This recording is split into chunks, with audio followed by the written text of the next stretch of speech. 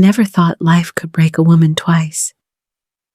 The first time was when my mother died. The second time was when my son left this world. I was 56 when Ethan died. 24 years old, bright-eyed, full of dreams, full of laughter, full of a future that I used to pray for every single night. A drunk driver hit his car at 1:12 a.m. A police officer knocked on my apartment door at 2:08 a.m., and my world ended at 2:09 a.m. My husband couldn't look at me after that. Like losing Ethan was somehow my fault. 2 months later, he packed a suitcase in silence, kissed my forehead like a stranger paying respect to a cemetery stone, and walked out of our home. I don't know which pain hurt more, losing my son or realizing the man who vowed to stand by me couldn't stand the weight of my grief. By the time winter came, I was standing in a cold, empty apartment in Richmond, Virginia, with unpaid rent, unpaid bills, and unpaid emotions. I thought about ending everything once, just one moment, just one step over a familiar line of despair. But a voice inside whispered, "You're still a mother, Rose, even if your child isn't here." So I kept going, barely, slowly, but going.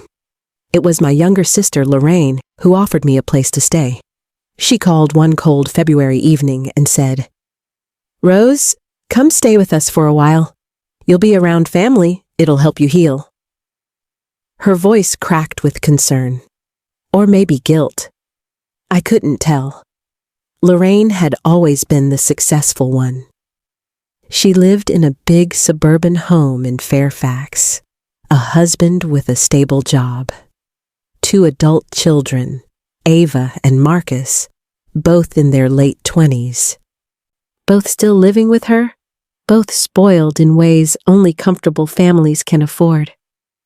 I arrived with one suitcase, a small box of Ethan's photos, and a heart still bleeding from the inside.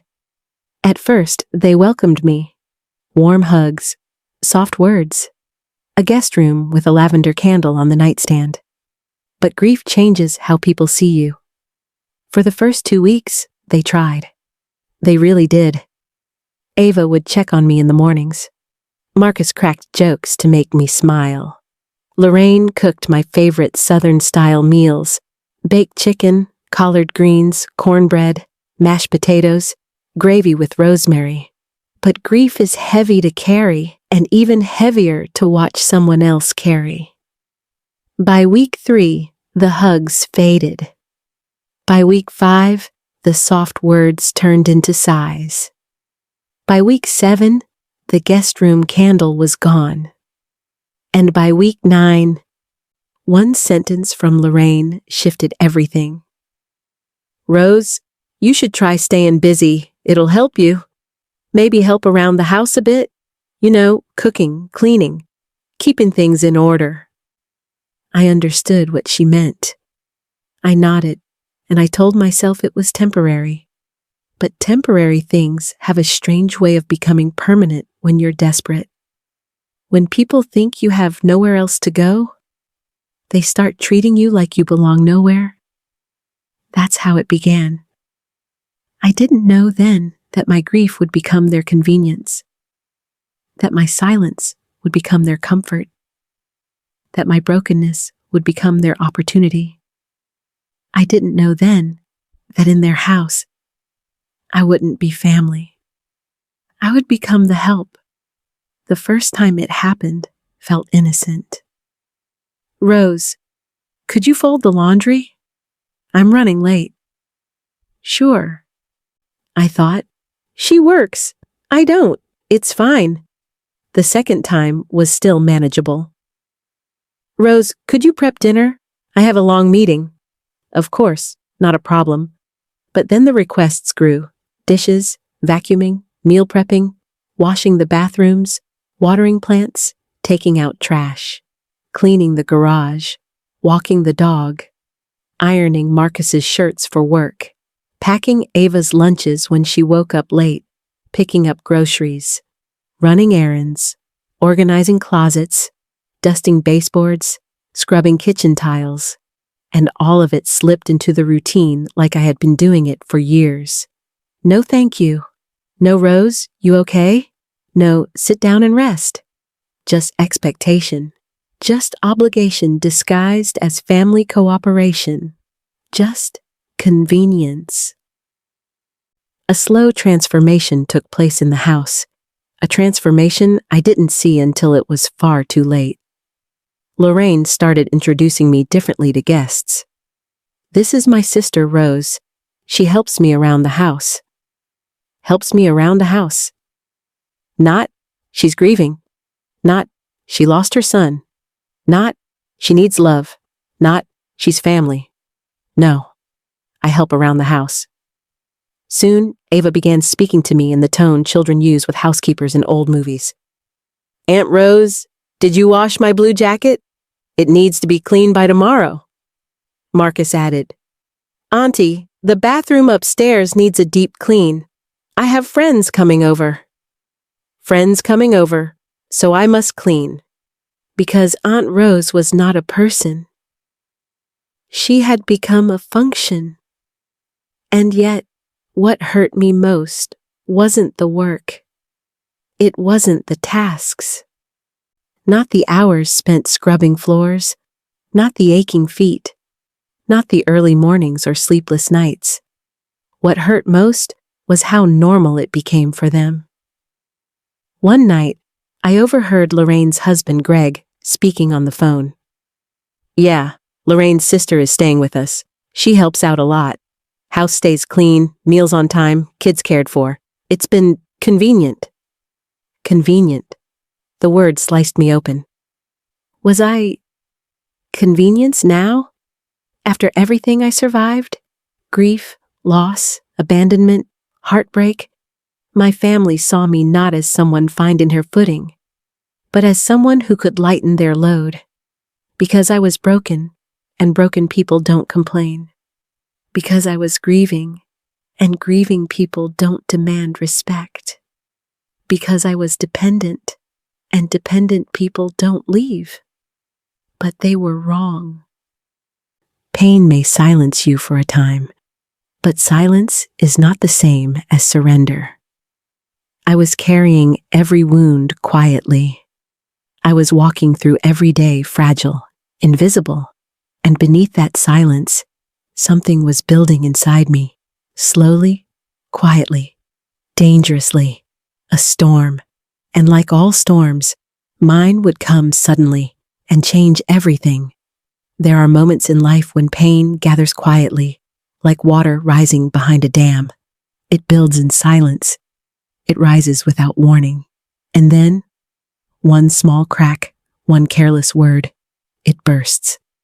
For me, that crack happened on a warm Friday evening in June. Lorraine's family was hosting a backyard gathering. About 15 guests, neighbors, co-workers, church friends were invited. I had spent the entire day preparing, cleaned the patio, wiped each outdoor chair, washed vegetables, marinated chicken, baked cornbread, brewed sweet tea, arranged flowers, set out plates and cutlery, refilled coolers, decorated the backyard lights. By the time guests arrived, my feet were throbbing. But I convinced myself this is what family does. The first 3 hours went smoothly enough. People chatted, children played, music floated through the warm Virginia air. But around 8:45 p.m., something happened that I can never forget. I was carrying a tray of sweet tea refills when I overheard Ava talking with 3 of her friends near the fire pit. One of them asked, "Aren't you lucky your aunt helps around the house?" Ava rolled her eyes dramatically. Helps? Girl, she practically lives here for free. The least she can do is take care of stuff. Honestly, it's not like she has anything else going on. Her friends laughed. Laughed. Like the idea of my existence was a joke. One said, My mom would never let someone stay for free without earning it. You guys are saints. Ava shrugged proudly. Exactly. So we let her do chores. She's older anyway. Keeps her busy. Keeps me busy. My hands trembled on the tray. I turned away, heart pounding, only to hear Marcus's voice coming from the porch. Dude, she's harmless. Just a sad old lady with nowhere else to go. She should be grateful we took her in. Sad old lady. Grateful. Taken in. The words stabbed deep. Then Lorraine's voice. The voice of the sister I grew up sharing candy with. The girl I once defended in the schoolyard. She means well, but she can be needy. And with everything we provide, you'd think she'd be more appreciative. Appreciative? Of what? A storage room? Endless chores? Unpaid labor? My breath became shaky. I stood frozen in the doorway, the tray heavy in my hands. My heart felt too small to hold the hurt, but the worst moment was yet to come. At 9:10 p.m., as I placed the tray on the table, one of Lorraine's church friends smiled at me and said, Rose, sweetie, you are such a blessing. Every family needs someone like you to help. Help? Someone? Like me? Lorraine added with a chuckle. She keeps our house running. We honestly don't know what we'd do without her. Everyone laughed, except me. Because in their laughter, I finally understood. I wasn't family. I wasn't a guest. I wasn't healing. I was the help, unpaid, unacknowledged, unrespected, a convenient woman in their convenient life. The dam inside me cracked. I excused myself quietly and slipped inside the house. My legs weakened beneath me as I walked down the hallway toward my room. By the time I closed the door, my chest was shaking. I sank to the floor, the carpet muffling my sobs. I cried for Ethan, for the son I longed to hug one more time. I cried for my marriage, for the man who left before the aftershocks of grief settled. I cried for myself, for the woman I had become, silent, small, unseen. And finally, I cried for the truth I'd been denying for months. I didn't belong in that house. I never had. By midnight, I was drained, like something inside me had shifted permanently. The soft, obedient woman I had become quietly died on that carpeted floor. And in her place, a new version of me rose. Fragile, angry, awakened. This was the night everything broke. I didn't sleep at all. By 4:15 a.m., the house was silent. The celebration lights outside flickered faintly through the blinds. The guests had gone home. My tears had dried, and I knew, with absolute clarity, I was leaving. Today. I sat on my bed for a long moment, hands trembling in my lap. Leaving wasn't a decision. It was a necessity, a survival instinct. I had been living in a place where love had slowly turned into labor, where family turned into employers, where grief was exploited, not supported. I could not stay imprisoned in their convenience. I opened my small suitcase. It still smelled faintly of lavender from when I packed it years ago during my first trip with Ethan.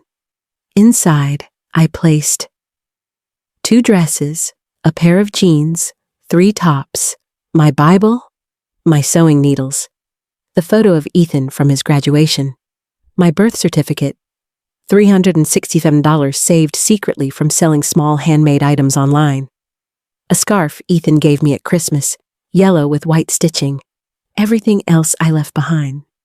Clothes, shoes, old memories, the version of me they used.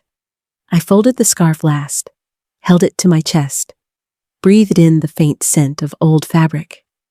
Then I whispered, Ethan, if you're watching, guide me today. I don't know where I'm going, but I can't stay here. For the first time since his death, I felt a small warmth on my skin. Maybe it was just the morning air. Maybe it was just hope. Or maybe my son was still walking with me somehow. At 5:02 a.m., I walked into the kitchen. The same kitchen I had cooked in hundreds of times. The same kitchen where people had eaten my food without appreciation. The same kitchen where I had cried into boiling pots. I sat at the table and wrote a letter, not to hurt them, not to blame them, but to free myself. My letter. Lorraine, I came here broken. I needed a sister. I did not need a job I never asked for. I cooked. I cleaned. I cared. I stayed silent. But silence is not gratitude. Service is not love. You stopped seeing me as Rose and started seeing me as help. I am walking away to save what little is left of me. Do not search for me unless you come with respect. Goodbye. Rose. I placed the letter under the salt shaker where she'd be sure to see it. Then, I put on my coat, picked up my suitcase, and quietly unlocked the front door. Before stepping out, I looked back at the house. Not to reminisce, not with sadness, but with acceptance. It's time, I whispered, and with that, I stepped into the cool morning air. The sky was tinted with sunrise. Birds were starting to chirp. A gentle breeze touched my cheeks. For the first time in years, I felt like I could breathe.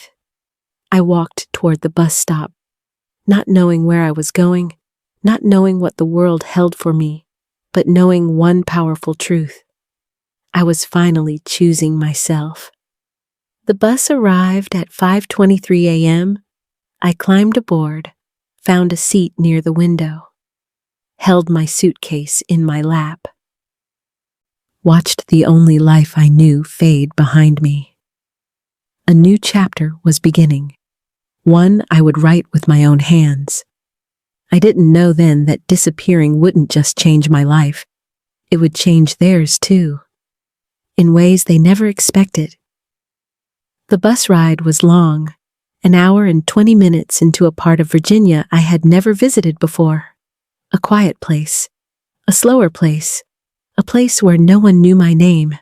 That anonymity felt like freedom. I stepped off at a small station in a town called West Haven, a humble little community with brick sidewalks, a few diners, thrift stores, and a church on every corner. The kind of town where people waved even if they didn't know you. I dragged my suitcase across the sidewalk. I didn't know where I was going, but I knew I was moving forward. My first stop was a small diner called Eunice's Kitchen, a cozy place with a chalkboard menu and gingham curtains. A warm smell of biscuits and bacon drifted from the door. Inside, a woman with curly silver hair and bright eyes looked at me and smiled. "You look tired, sweetheart. Long trip?" Her voice was soothing, like honey stirred into warm tea. "Yes," I whispered. "A very long one." She pointed toward a booth. "Sit. Rest your feet. Breakfast is on me." I sat, feeling my body sink into the seat with relief. When she brought me a plate of scrambled eggs and toast, she placed a gentle hand on my shoulder. "My name's Eunice. If you need anything, food, water, directions, just ask." Tears stung the corners of my eyes. "Thank you," I whispered. I haven't been treated kindly in a long time." Eunice nodded slowly. "Honey, the world can be cruel, but it can also surprise you with grace. You just walked into grace. For the first time in months, I ate without rushing, without someone waiting, without criticism, without fear." After breakfast, I asked her if she knew of any place where I could stay. She pointed across the street. "Talk to Miss Jeanette at the Willow Inn. She rents rooms cheap. She'll take care of you." I crossed the street and found a charming little inn painted white with pale blue shutters. The owner, Miss Jeanette, welcomed me with a warmth I wasn't used to. "You need a room?" she asked, adjusting her glasses. "Yes, just for a little while." She peered into my eyes, reading the truth without asking. "You're running from something."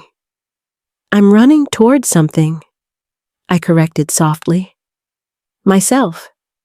She smiled. "Then you're in the right place." The room she gave me was small but lovely. A soft bed, a window overlooking a maple tree, a quilt in warm colors, a tiny desk, a lamp shaped like a seashell. I cried when the door closed behind me. Not from sadness, but from relief. I slept for nearly 13 hours. When I woke up, something inside me felt different, stronger, clearer, alive. A new beginning. Over the next week, I explored West Haven. I found a thrift store that sold fabrics for cheap. I found a bench by the river where I could breathe. I found a small church where people greeted me with kindness. I found a park where children played and parents smiled. And I found a new version of myself, the woman I used to be before life broke me. One afternoon, I sat in Eunice's kitchen, sewing a baby blanket from leftover fabric pieces. A woman eating nearby approached me. "Did you make that?" she asked. "Yes," I said quietly. "It's beautiful. My sister's having a baby. Would you consider selling something like that?" I hesitated, but then something inside me sparked. "Yes, I can make one for her. Custom design." Her smile widened. "How much?" My hands trembled. No one had asked to buy something from me in years. We agreed on $55. I went back to my room and spent the night stitching, praying, smiling, stitching again. When she returned 2 days later to pick it up, she gasped. "Oh my goodness, this is amazing." Word spread fast. Within 2 weeks, I got 8 more orders, then 12, then 20. Soon, residents of West Haven started calling me Miss Rose, the woman who stitches love. Eunice let me keep a small basket of my handmade pieces by the diner counter. A sign read, "Handmade by Miss Rose, from broken threads to beautiful things." Whenever I walked through town, someone greeted me. "Mornin', Miss Rose. Your blankets are sellin' fast. Your scarves are beautiful. You're a blessing to this town." A blessing. The same word Ava used, but here it felt real, sincere, earned, respected. For the first time in years, I was seen. For the first time in years, I belonged. The call I didn't expect. 3 months after I disappeared, my phone vibrated while I was sewing in my room. The screen flashed. Lorraine, sister. My breath caught. I stared at the phone as it buzzed in my hand. I didn't answer. Let it ring. Let it go to voicemail. But when curiosity overcame hesitation, I played the message. Her voice was trembling, broken in a way I had never heard. "Rose, I'm so sorry. I don't know where you are, but please, please call me. We want you back. The house feels empty. I didn't realize how much we depended on you, not for work, but for everything. Rose, please, just let me know you're okay." I replayed it twice. My heart ached, but not enough to return. West Haven had taught me something important. Respect is not a luxury. It is a necessity. And I would never again live where I was only needed, not valued. Still, her voice stayed with me for days. But I wasn't ready to respond. Not yet. 6 months passed.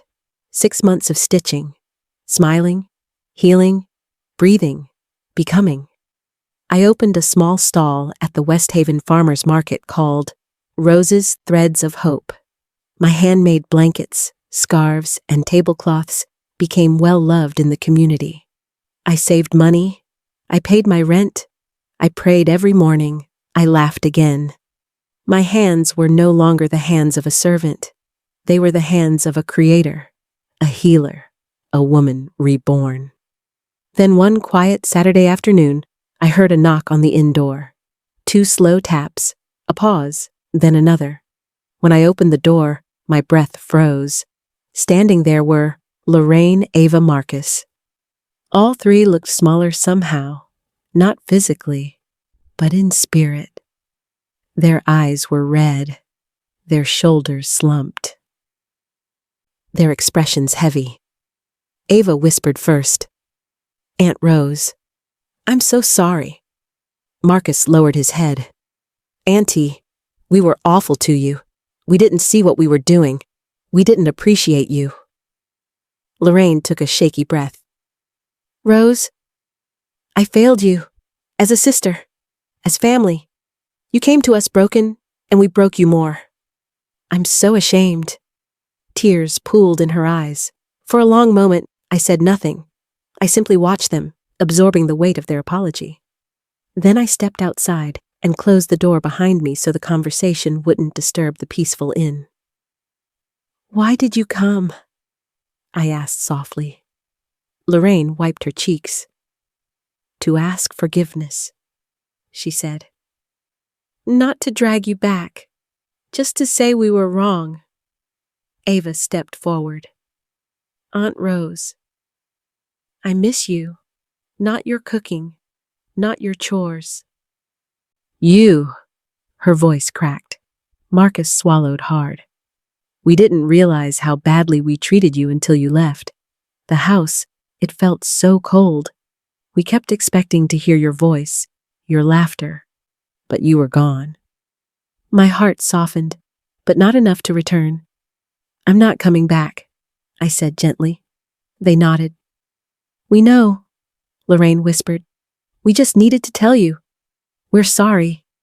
A long silence settled between us. Then I said, "I forgive you." Ava burst into tears. Lorraine covered her mouth. Marcus closed his eyes with relief. "But listen to me carefully," I continued. They looked up. "I forgive you, but I will never again live in a home where I'm treated like help instead of family." They nodded. "And I will never go back to the woman I used to be." That version of me died the night I walked away. Lorraine stepped forward cautiously as though approaching a wounded bird. "Can we visit you?" she whispered. I smiled softly. "Yes, but only as family, never as owners of my labor." She exhaled shakily. Of course, of course." We hugged, all 4 of us, crying quietly in the gentle West Haven breeze. It wasn't a perfect reunion. It wasn't a miracle ending. It was something better, a boundary, a rebirth, a second chance, on my terms, a new rose. As they drove away, I returned inside the small inn, sat at my sewing table, and looked at my hands. Hands that once scrubbed floors for love that didn't exist. Hands that now created beauty for people who appreciated it. Hands that stitched pain into purpose. Hands that built a new life. I whispered softly, "Ethan, your mama is okay now." The sun warmed my back. The world felt gentle again, and I knew with certainty I didn't vanish to disappear. I vanished to be found. By myself. The end.